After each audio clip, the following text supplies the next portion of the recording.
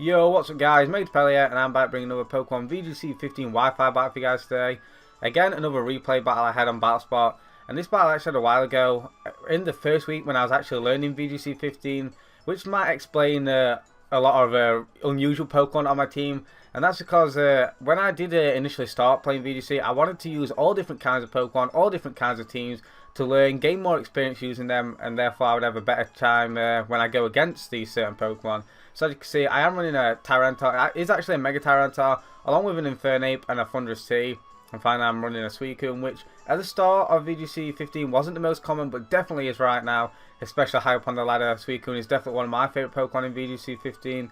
And looking across my opponent's team, he's running some unusual stuff as well. He's actually running a Rotom Heat, which isn't used much this year as opposed to last year, VGC 14, and again the exact same with Gastrodon. But nonetheless, this is definitely a fun battle, so let's just get straight on into this, shall we? So looking at my opponent's team and looking at my team, I'm actually going to start it off with my Infernape and my Thundurus T, because I'm actually a Specs Thundurus T, and I do always have the Fake Out shenanigans along with my Infernape, being Sash and can disrupt my opponent right off the bat. So as you can see, my opponent's actually going to go for Protect with his Bishop, not wanting to take a close combat, and you can also see he's actually going to double here just to scout out what I go for, scout out what if I'm potentially a choice for my Thundurus, which is fine. At the same time, I lose nothing by this. So what I'm actually going to do is predicting his Bishop switch out. I'm actually going to target his Bishop slot with my Thundurus T, get off a Spectre Volt Switch onto anything he does have, which will do massive amounts of damage, and I'm actually going to decide to target down his Rotom Heat with a close combat, as his Rotom Heat is actually problematic to my team, considering I have Suicune and Tyranitar in the back. I don't potentially want to be Will-O-Wisp by his Rotom Heat on my T-Tar and take any unnecessary Thunderbolt damage on my Suicune. So I do go for that Specs Volt Switch onto the incoming Salamence, which is his Mega of the team. I do a solid 75 to 80%, which is fantastic for me. And I'm actually going to decide to go out to my Suicune now, just because I can threaten his Rotom Heat with the Scald. And as you can see, he actually targets down my Thundurus T slot, which I wasn't expecting, because I obviously have that Volt Absorb. So that's a very nice play on my opponent, knowing full well I'm locked into that Volt Switch, able to target that spot and get off some nice super effective damage. So here is actually going to Mega Evolve, and I actually go for the Feint here, predicting to Protect, as what a lot of Mega Salamence do like to do is go for the Protect, get all their boost in defense and speed, and then go for the following turn. But that doesn't work out well. But either way, it was my safest play. Definitely fantastic for me, as he going to be able to knock himself out with a recoil damage from that double edge now, as I do actually hang on with my Focus Sash. That's very nice, mate. As he's once again going to target down my Suicune. He unfortunately scores a crit, which is unfortunate due to the fact that I'm not actually running a Citrus Berry. I'm actually a Rocky Helmet Suicune, and I don't manage to quite pick him off with the Scald.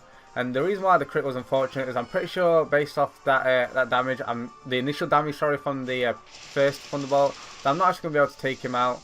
I'm not going to be able to live a secondary Thunderbolt, sorry. So here I actually make a misplay. In hindsight, what I should have done is they've just gone straight for close combat on the Rotom the Rotom Heat. Picked it off, therefore I wouldn't have actually lost my Suicune. Still my Suicune around, and I would have only lost my Infernape this turn. And the reason why this is a misplay is that I am actually packing the Grass Knot on my Thundurus. And I guess at the time the reason why I targeted down the Gastrodon is I didn't want him to potentially predict my Grass Knot and work around that. So either way, it all comes down to whether I can take out this Gastrodon, pick it off with a Grass Knot. So I am down to my last two, my Mega Tyranitar and my Thundurus, Choice Specs Thundurus.